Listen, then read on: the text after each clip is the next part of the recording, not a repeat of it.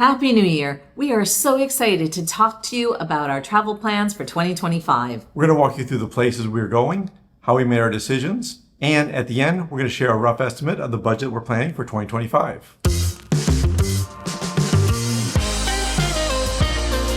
I'm Judy. And I'm Kevin. Welcome back to Finding Gina Marie, where we share our lives as full-time travelers and the connections we make along the way. We like to have our plan in place about a year in advance, but we do it in parts and pieces. Flexibility, though, is really important to us. So if somebody comes up with a can't miss place that we want to visit, or somebody has a meetup that we think we might be able to do, we want to have some ability to make those things happen. We try to run our location through a filter of, does it have culture and history, which are really important to us. Our travel year runs from November through November, so we're going to go through it with you that way. And we also have a sneak peek into our early 2026 plans. Let's go over the key categories that we use in our travel planning. We've covered all of these in detail in our 2024 planning video, so we won't repeat all of that here. They are bucket list destinations. Knowing our priorities, for instance, an annual visit to the US to see family, birthdays, Christmas, family events, viewer meetups, they're all important. We take into account budget, crowds, and peak pricing of locations, and we're always hunting out good weather. And of course, we also have to factor in Schengen rules and geographic arbitrage. And we actually have two others that we didn't mention last time. The first of these is prohibited medications. We don't typically worry about this ourselves, but if you require certain medications, understanding the medical constraints of a country should also be a factor. Some prescriptions are prohibited to be brought into certain countries, and that definitely is something you should be mindful of because there are serious penalties if you are caught with a prohibited controlled substance. And we never formally broke this one out, but we do consider it. So thanks to our viewer, Aaron Austin, for reminding us about it. Safety and political climate of a location. We'll avoid or limit our time in places where we have safety concerns or where there's political unrest or uncertainty. Let's talk about where we're heading and why. We like to do our planning, making sure that we don't leave any gaps, so we work on a timeline, making sure that everything fits perfectly together. In fact, we use a spreadsheet, and we have a version of it that you can download for free by going to our website and going to the download section. It has a bunch of resources that we think will be really helpful, especially if you're doing long-term planning. We knew we wanted to be in South America for the winter months, and originally that would have been January through April. But we also like to prioritize visiting Europe as soon as the weather starts to warm up in the year. This way we can also get some time there in the fall shoulder season. For our time in South America, we were looking at staying a month each in Argentina, Colombia, Brazil, Chile, Peru, and Ecuador. We took out Ecuador, though, because of some of the civil unrest that had been happening there. And if we started in December instead of January, that would give us time to spend a month in each country. We also take into consideration where to stay during the holidays. Judy did some research on which of these countries celebrates Christmas and New Year's the best, and that was Brazil. We also asked our viewers to help us decide where to be in December 2024. We put up a community poll last March on YouTube with the choices of either Malta or Brazil. We liked the idea of being in Europe longer, and people overwhelmingly chose Malta, so we knew we definitely wanted to visit there. But plenty of people gave us a caveat that the weather wouldn't do it justice and suggested we save it until the weather was better. So we slotted in Rio de Janeiro for December. That made us rethink the weather we'd have in our November 2024 destination, which was Cagliari, Sardinia. We were able to keep our same accommodations by just shifting it to May, which also ties in perfectly with Kevin's birthday month, since Italy is always a fun place for him to celebrate it. Sliding Malta into April made perfect sense, and it gave us the early start in Europe we wanted. We now had a gap in November to fill.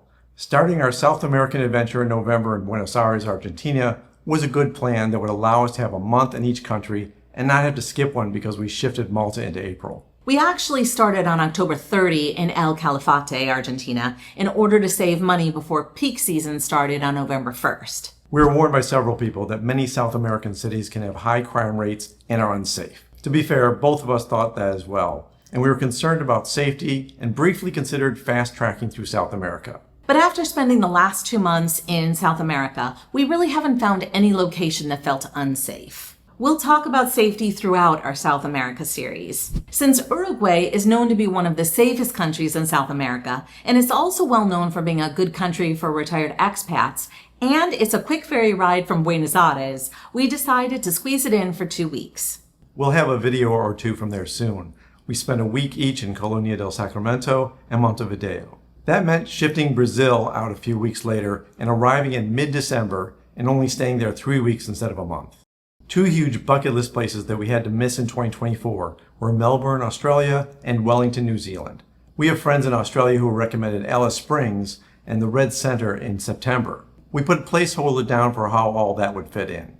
We were debating which city to spend our time in Chile, either Valparaiso or Santiago, which are great for history and culture, but we read that both were a bit worse for safety after COVID.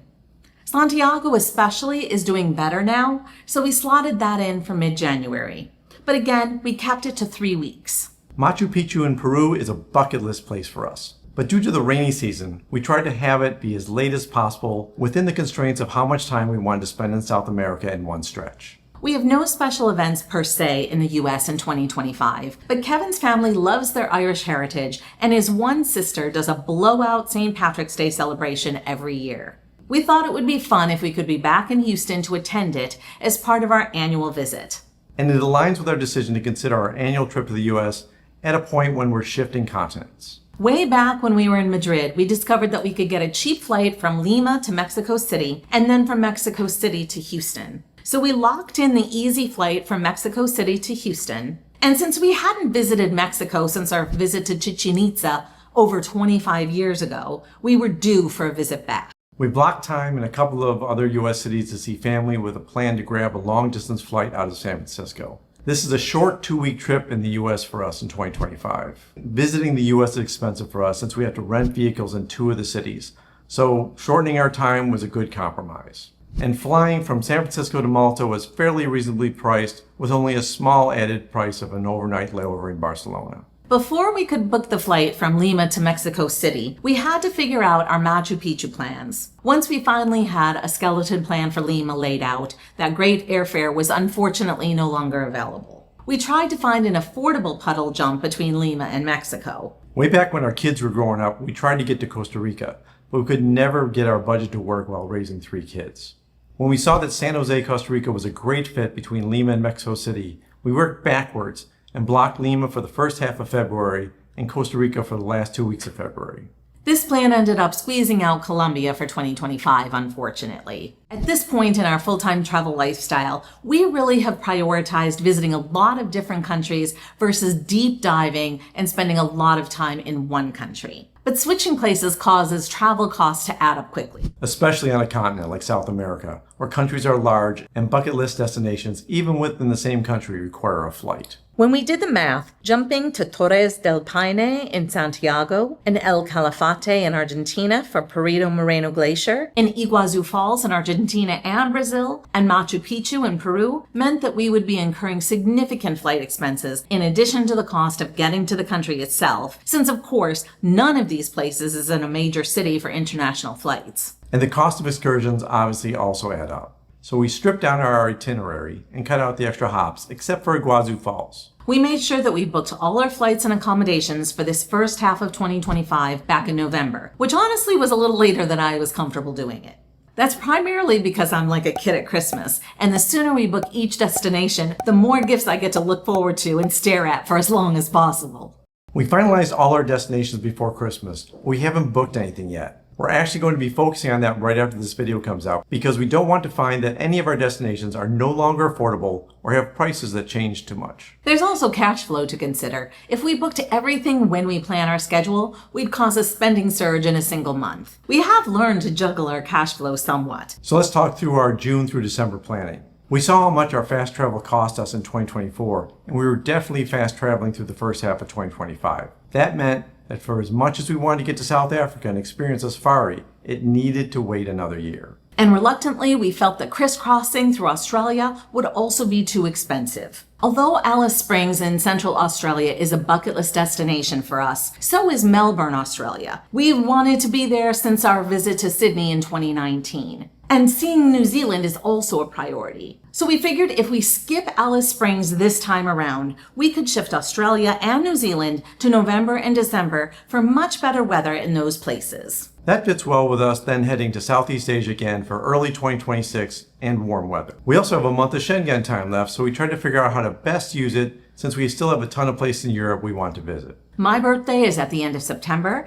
so if we don't use the full amount of Schengen days in June, we'll be able to have some back for a birthday destination. And just when we thought we had the first half of 2025 all locked in, we threw a monkey wrench in. The more we'd been thinking about skipping Machu Picchu, the more regret we had. Our La Familia Forum has been discussing their top 5 bucket list places for 2025, and everybody's been including Machu Picchu. It won't be as late in the year as we had hoped to avoid rain, but if we head straight to Cusco and skip Lima, except for a fly-through, we can focus our time in Cusco, including Sacred Valley and Machu Picchu. So let's look at the second half of 2025. We tossed around a series of European countries that we were interested in, and also some non-Schengen countries, and basically ran a series of flight and accommodation scenarios to see which ones were our highest priority while also fitting into our budget. Are reasonably stable politically, are places we wanted to visit that we won't freeze, and make reasonable geographic sense to get between Sardinia in June and Australia in November. One country has been a bucket list destination of mine for over 20 years, but once it became Schengen, it's been harder to squeeze in, and after adopting the euro, it's also become more expensive. But it's cheaper than places like Germany and the Nordic countries, which we also really want to get to. Scheduling Dubrovnik, Croatia for late September means it will be a fun place to celebrate my birthday when we're allowed back into Schengen. After visiting Albania last August, we knew we wanted to visit Sarajevo in Bosnia and Herzegovina. Going there immediately before Croatia saves us on flight costs since buses easily go between Sarajevo and Dubrovnik. Kotor Montenegro fits nicely before Bosnia and Herzegovina and ties in well with the history in the Balkans. 2 countries we've been bouncing back and forth on are Slovakia and Slovenia. Slovakia would have been colder at that time of year. It's hard to get to Australia from there, and it's a bit more out of the way from Croatia compared to Slovenia. We ultimately chose Ljubljana, Slovenia. We didn't want to stay there past mid-November when it starts to get really chilly, so we pushed Australia to mid-November and then sliced off a week in Croatia. We'll take a day trip to Lake Bled in Slovenia, but we may not want to have slide trips in Croatia because it's more spread out. Places like Split probably deserve their own trip. And Slovenia fits well into all the Balkan discovery we'll be doing during this period. We've been to Albania, Romania, and Serbia, so this all feels like a well-rounded experience. Another place I've been super eager to visit for years is Prague in the Czech Republic. We tried to juggle it with the slot we ultimately gave to Croatia. Although I wanted to hold out and reserve it for a time when it could have a full month, we opted to just go ahead and visit there now versus waiting, even though our Schengen time is limited. And the weather in early June should be pleasant.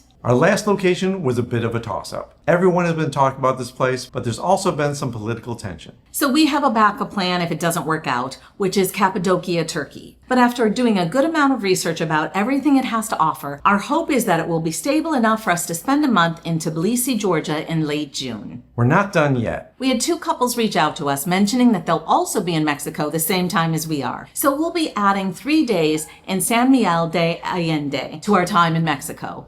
If there are places where you'll be in 2025 that line up with our timeline, we would love to hear from you. We'd love to know what you think about the destinations we're going to be in 2025. And if you have any recommendations about what we should see and do while we're traveling to these places, we would love to hear about them. So let's take a look at a couple of the graphs that Kevin put together. We haven't really done pre-travel budget planning in the past. Up until now, we've had a monthly accommodation cost in mind, and we try to keep those costs under a certain amount. Ditto for our travel costs. And in specific months that we do go over, we try not to make a habit of continuing that. But since you want to see our finances, and it really does help us to see how our year shakes out in advance, we planned out the accommodations and flights and ran those best guess numbers out for the entire year so we could see where we'd land. I pulled in some estimated food costs for each city we're visiting, and we factored those into our budget. I do a series of Google searches to get a moderate food cost for each of the cities we're visiting to give me just a ballpark figure per person per day. I also ran those numbers against our average food cost from 2024 just to ensure that the prices were in line. And I'll use Numbeo to spot check my numbers as well. Our first graph shows a rough estimate of our total cost for each place we plan to visit. These locations all have the travel costs to get to the destination built into them. Each column in the chart includes bank fees, food, haircuts, activities, lodging, local transport, travel, and visa fees. We didn't divide out groceries and restaurants for the sake of this rough estimate. The expense of each place might be deceiving because short stays are going to look like they are more affordable places. The cost of a few nights versus a month will make a difference, obviously. So consider that Colonia del Sacramento only required a ferry trip, and that ferry was more expensive than it usually is, and Montevideo only required a bus. But when you overlay the cost per person per day, you can see that it's not as expensive as you might think. So this chart gives you a better sense of the places that are more affordable versus less. We break down our numbers by cost per person per day, because if you just look at the totals chart, it would seem like Iguazu Falls is a pretty inexpensive place. San Miguel de Allende also looks pretty affordable. But when you factor in cost per person per day, you can see that they may be more expensive than your first glance. Which is why we always focus on cost per person per day when comparing locations. And of course, we're just spitballing here. We have no idea what the costs are going to be when we get there, but this is to give us a general idea before we show up in any destination. So what does the estimate of our year look like? Our total with travel is $54,846. Minus our travel costs to get from one destination to another is $47,951. But we also have recurring costs that we talked about in our 2024 spending video. And we expect our health insurance will likely go up. So that's about $890 additional per month. So a rough estimate for 2025 is that it will cost us about $65,500. So what does our channel look like for 2025? Well, our destination videos are definitely not going away. You can see how many locations we're going to be at, and we need to record all those. But you've also let us know that you really like our explainer type videos or the ones that we talk through the processes that we use. Like this one? So we're going to be continuing to do that as well. We're also going to continue to provide updated articles and blog posts and all kinds of information on our website to continue to offer more value to you. As you can see, recently we updated our gear guide, and we'll have plenty more like that coming in the future. We also have a regular newsletter that you can subscribe to, and you can even check out our archives. Through this series of budget videos, we've learned a lot about our 2023 and 2024 expenses. We've done some deep dives, and we just know more about what we're doing in the future because of the information we have from the past. So we're going to be using that to give you even more information, more details, and more help with your travel planning. And of course, we're going to continue in our destination videos to let you know the full costs that we occur while we're visiting a place, and we're doing those in US dollars because you've asked us to. Thanks for watching. The best compliment that you can give to us is to recommend our videos to your friends and family. And check out findingginamarie.com, where you can find articles, free downloads, our community forum, and behind the scenes perks if you want to check out our gelato membership. Until next time. Until next time.